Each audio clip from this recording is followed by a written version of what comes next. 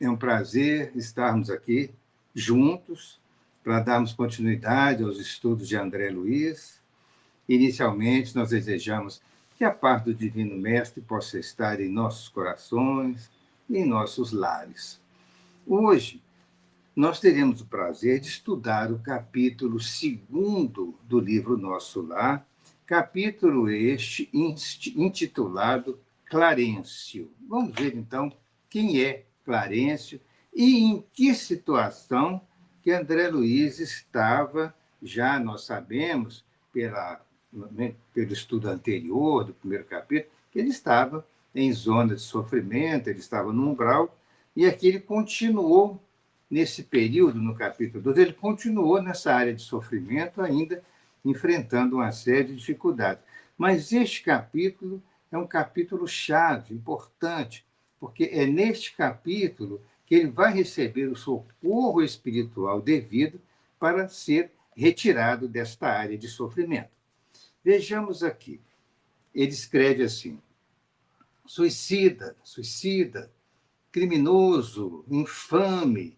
Gritos assim cercavam-me de todos os lados.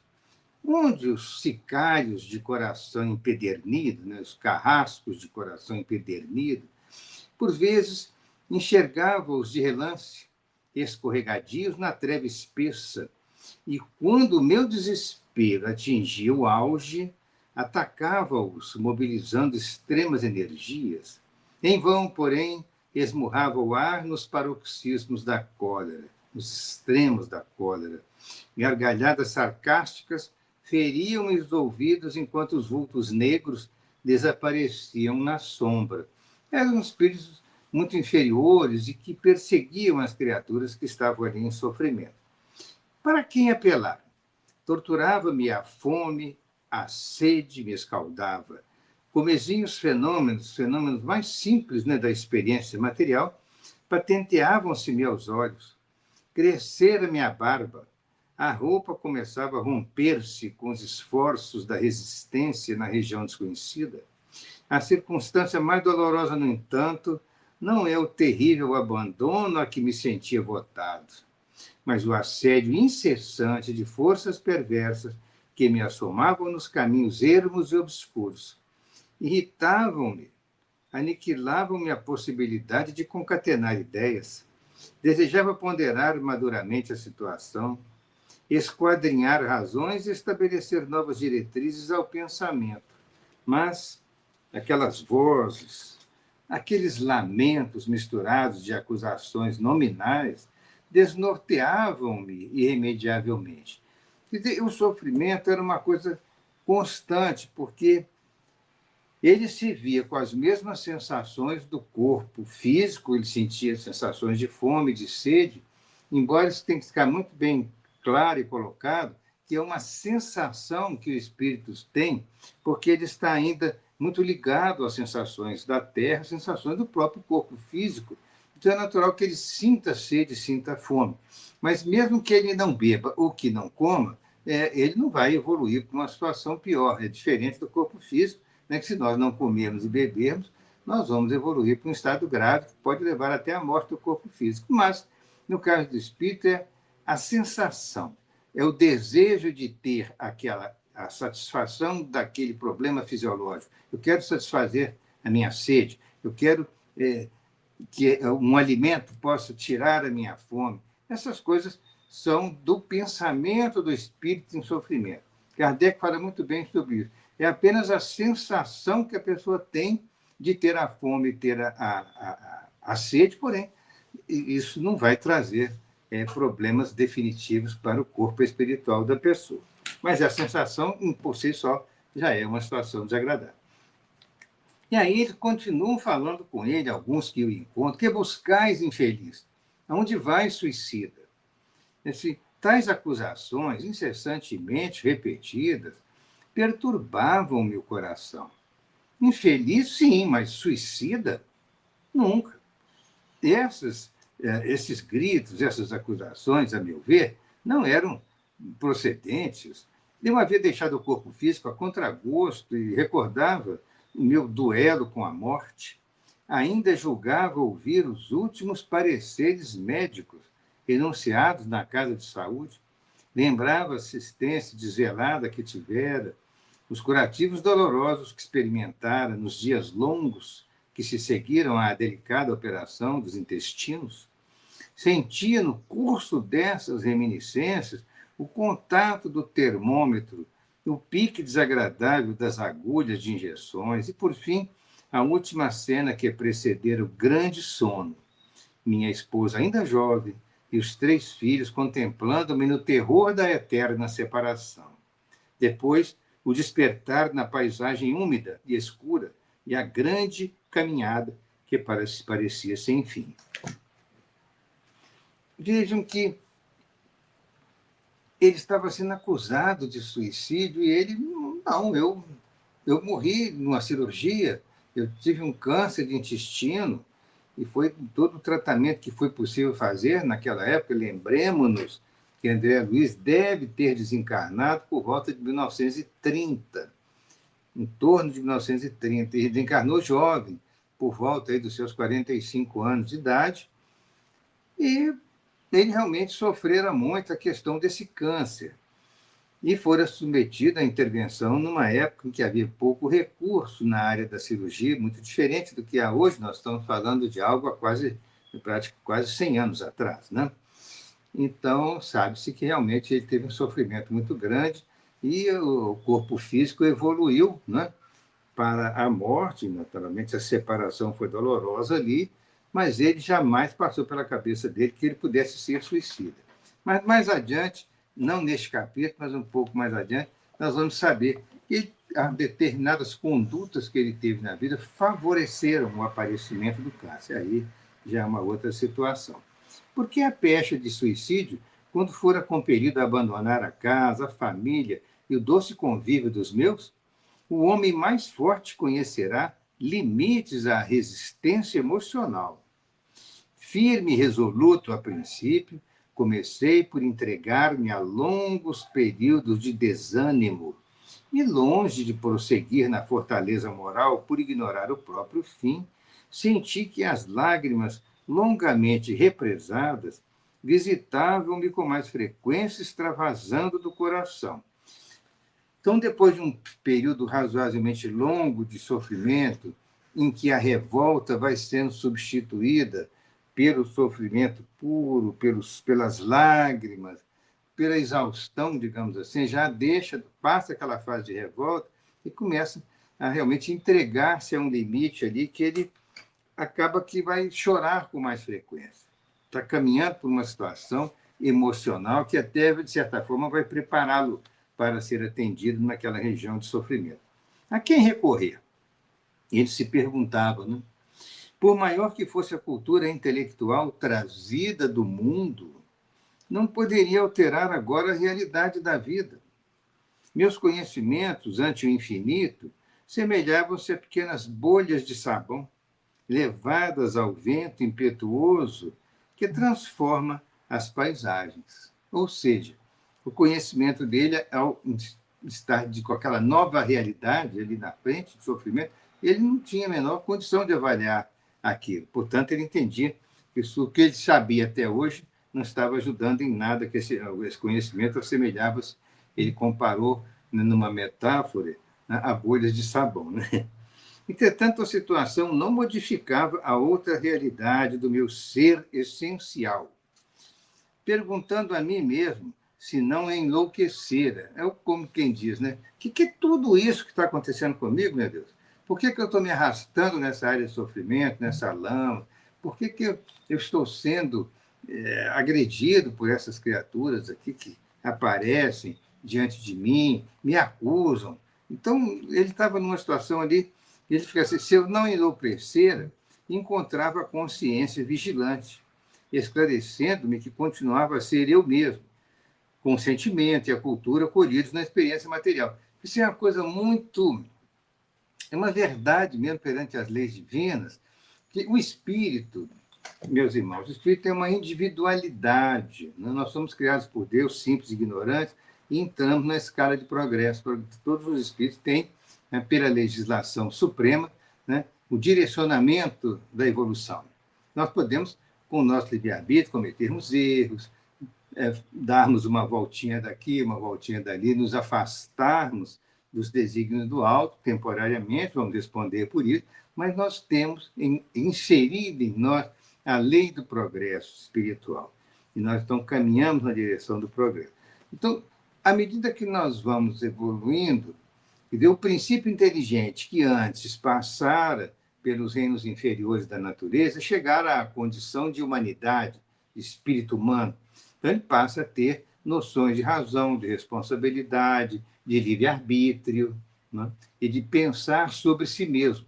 Então, é muito interessante essa questão da consciência do eu.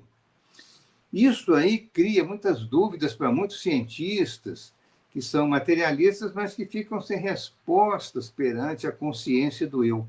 Como é que se pode explicar que a pessoa sabe que ela é ela própria? Como é que nós sabemos que nós somos nós próprios? Que nós olhamos para dentro de nós e nos vemos como uma individualidade em um processo evolutivo, mas nós nos vemos como uma individualidade. Ou seja, eu sou eu não sou o outro.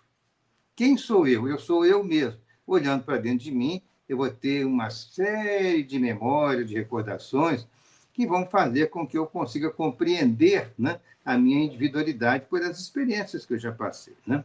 Então, essa consciência do eu, ele mantinha. Ele sabia que ele estava consciente. O sentimento de cultura, colhido na experiência, a cultura, né, os sentimentos que ele tinha colhido na existência material, persistiam com ele. Né? As necessidades fisiológicas também, né? Eu falei das sensações de sede, de fome, castigava minha fome com todas as fibras, e nada obstante o abatimento progressivo não me fazia cair definitivamente em absoluta exaustão. Ele tinha a sensação de abatimento, mas ele não ficava totalmente exausto, porque, na verdade, né, essa alimentação física que tinha vontade não era requerida naquele momento. Né? De qualquer forma, ele diz assim: de quando em quando deparavam-se-me verduras que me pareciam agrestes, e em torno de humildes filetes d'água. Pareciam que a esses filetes d'água eu me atirava sequioso. Devorava as folhas desconhecidas, colava o lábio à nascente turva, enquanto me permitiam as forças irresistíveis a impelirem-me para a frente. Muitas vezes suguei a lama da estrada e recordei o antigo pão de cada dia, vertendo copioso pranto. Não raro. Agora, interessante, vamos dar uma paradinha e fazer o seguinte: com a sensação de sede e de fome, ele se atirava a qualquer filete d'água que existisse, por acaso, porventura, naquela região, algumas folhinhas verdes que ele podia colher em algum lugar. Então, ele achava que estava saciando essa fome, essa sede, de uma forma que, para substituir a sensação da fome e da sede, ele se atirava a esses procedimentos de buscar a água e as folhazinhas verdes que, porventura, ele encontrava. Aí, quando diz aqui, não raro era imprescindível ocultar-me das enormes manadas de seres animalescos que passavam em bando, quais feras insaciáveis. Eram quadros de estarrecer. Acentuava-se o meu desalento. Então, olha só que interessante. Se fala assim desses seres animalescos, eu vou ler a frase de novo aqui, ó. Passavam de seres animalescos, enormes manadas de seres animalescos, que passavam em bando com as feras insaciáveis. Na verdade, nós sabemos que o mundo físico é uma mera cópia do mundo espiritual. Se nós temos aqui uma diversidade enorme dos reinos animal e vegetal, certamente no mundo espiritual haverá também uma grande diversidade nos reinos inferiores da natureza ligados ao mundo espiritual.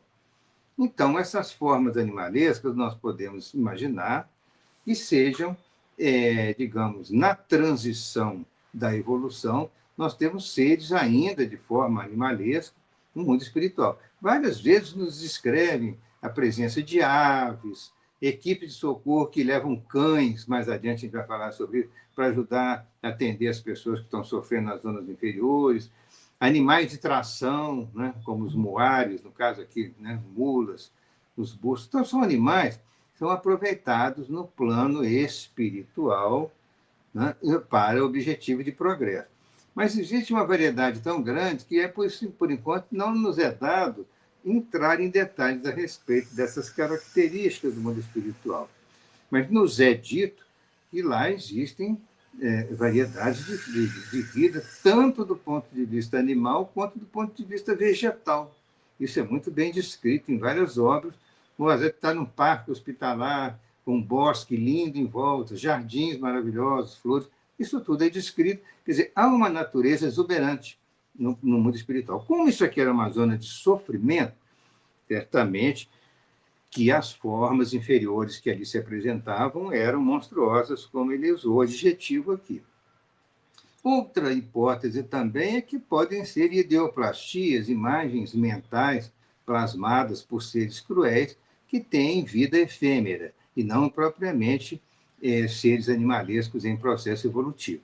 De qualquer forma, fica aqui colocado que a natureza é exuberante no plano espiritual, sim, sem sombra de dúvida, tanto do ponto de vista do reino animal quanto do ponto de vista do reino vegetal. À semelhança da Terra, porém, talvez até com maior complexidade, já que aqui somos cópia do de lá. Pois bem, continuando, agora ele entra numa situação de reflexão que é muito importante. Eram quadros de estarrecer e acentuava-se o meu desalento. Foi quando comecei a recordar que deveria existir um autor da vida, fosse onde fosse. Essa ideia confortou-me, quer dizer, a ideia de Deus, né? Eu que detestara as religiões do mundo, experimentava agora a necessidade de conforto místico. Médico, extremamente arraigado ao negativismo da minha geração, impunha-se-me atitude renovadora. Quer dizer, ele, como médico da época, muitos médicos eram materialistas, não aceitavam as afirmativas de qualquer religião. Pois bem, tornava-se imprescindível confessar a falência do amor próprio a que me consagrara orgulhoso. Então, o sofrimento é uma ferramenta extraordinária para quebrar o nosso orgulho, para quebrar a nossa vaidade pessoal, para que nós possamos, então, elevar o pensamento a um ser supremo e pedir amparo, pedir socorro. Porque depois de muito sofrimento, nós estamos vendo que aquele problema não se resolve. Então, se existe um ser superior, ele pensava, eu preciso agora, então, recorrer a ele, porque eu não tenho mais o que fazer, não tenho mais a quem recorrer. Então, mesmo com um pensamento prévio, né, na vida dele física, como materialista, embora ele frequentasse a religião católica, mas na sua formalidade, ele, então, ali, agora não, agora ele estava vendo que realmente deveria existir um autor da vida.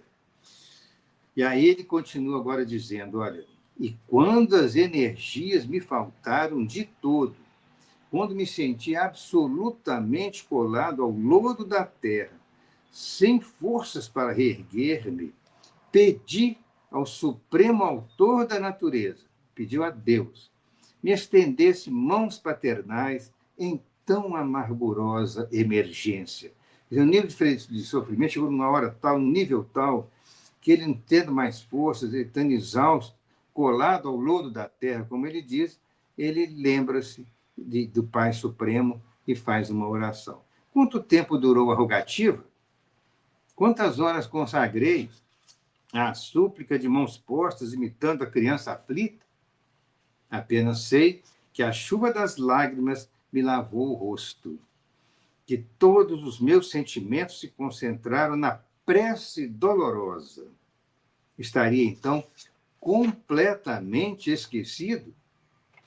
E ele perguntando assim mesmo, eu estou aqui orando, estou pedindo, mas será que esqueceram de mim aqui? Não tem alguém que possa me atender? Passando esses pensamentos pela cabeça dele, né? Mas ele ficou um bom tempo em oração, pedindo amparo, pedindo socorro, pedindo que ele fosse atendido de alguma forma. Não era eu, igualmente, filho de Deus, embora não cogitasse de conhecer-lhe a atividade sublime quando engolfado nas vaidades da experiência humana? Quer dizer, eu também não era um filho de Deus, embora na última existência me permaneci afastado dele, mas eu agora estou rogando a ele, implorando a ele um socorro. Por que não me perdoaria o Eterno Pai quando providenciava ninho às aves inconscientes e protegia bondoso a flor tenra dos campos agrestes? Então, ainda faz uma interrogação extremamente poética, né? Olha, eu acho que poderia me perdoar, me ajudar, já que ele providencia o ninho para as aves e a beleza das flores, por que não ajudar um filho dele agora em situação de sofrimento? Essas interrogações passaram pela cabeça dele. E agora, meus irmãos, ele diz uma frase aqui que tem um valor extraordinário.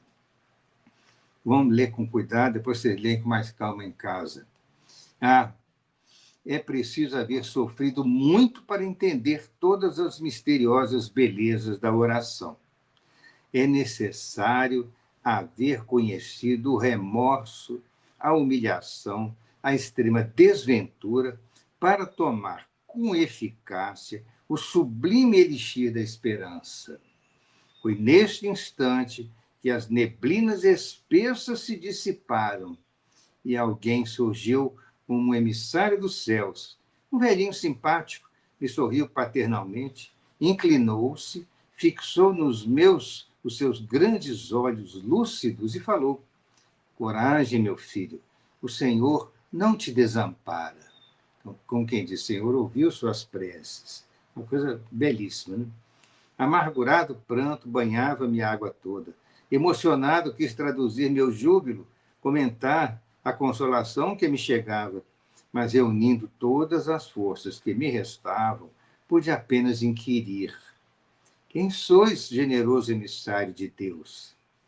O inesperado benfeitor sorriu bondoso e respondeu: chamo-me Clarencio, sou apenas teu irmão. E percebendo meu esgotamento, acrescentou: agora permanece calmo e silencioso, é preciso descansar para reaver energias. Em seguida, chamou os dois companheiros, que guardavam atitude de servos desvelados, e ordenou. Era como se fossem enfermeiros, né, que foram junto com ele. Prestemos ao nosso amigo socorros de emergência. Um alvo lençol foi ali estendido, à guisa de maca improvisada, aprestando-se ambos os cooperadores a transportarem-me generosamente, como se fosse uma maca improvisada, né? Quando me alçaram cuidadosos, Clarence meditou um instante e esclareceu como quem recorda inadiável obrigação: vamos sem demora, precisa atingir nosso lar com a presteza possível. Então, meus amigos, depois de tanto tempo de sofrimento, nós vamos ver depois que foram quase 9 anos que ele passou naquela região do umbral, mas ali não tem noção de passagem do tempo, ele fica sem a noção de dia e noite, porque aquela névoa, aquela escuridão, se clarear um pouco, é uma névoa, uma bruma que você não consegue enxergar muito, muito longe, então não tem muita noção do passar do tempo ali. E esse momento é um momento que chega para cada um. A cada filho de Deus que está em situação de sofrimento, sempre haverá um momento certo, um momento adequado da intervenção do alto em benefício desse filho que sofre. No caso dele, esse era o momento adequado.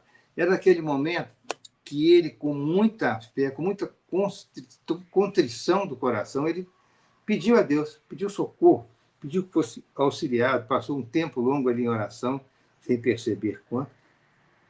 Mas quando então Clarence, que era ministro de nosso lar, depois nós vamos apresentar um pouco mais sobre a figura dele, ele era o ministro do Ministério do Auxílio, e ele foi lá com todo carinho para atender ao André Luiz também, atendendo a um pedido da própria mãe de André Luiz, que já estava desencarnada há mais tempo. Mas o importante é saber o seguinte: para cada um de nós que sofre, sempre há o momento do socorro. E o momento, que momento que é? É aquele que é o mais adequado, é aquele em que os desígnios do alto, Deus compreende que aquele é o momento daquela pessoa. Então, isso é uma situação de cada espírito e as leis de Deus vão resolver a situação de cada um. No caso aqui, ele foi atendido, foi levado por dois colaboradores, junto com Clarence, e foram diretamente em direção à colônia de Nosso Lar, onde então ele seria atendido. Então, nos próximos capítulos, nós vamos apresentando o atendimento dele, a recuperação dele e todo o conhecimento que ele começou a desenvolver sobre a colônia Nosso Lar, que era uma cidade maravilhosa, magnífica, e que ele ficou extasiado de poder conhecer em seus detalhes.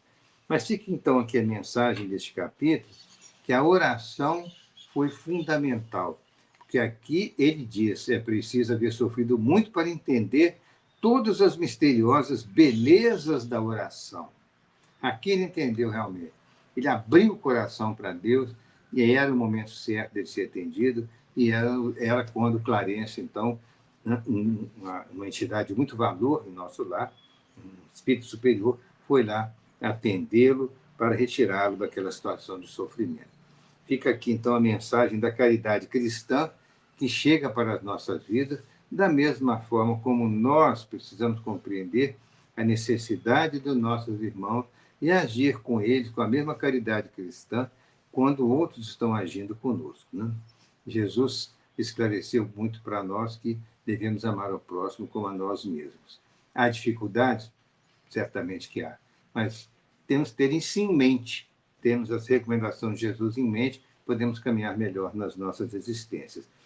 E aqui eu agradeço o carinho e a atenção de vocês, desejo muita paz para os seus lares, para os seus corações e para todos nós. Jesus abençoe.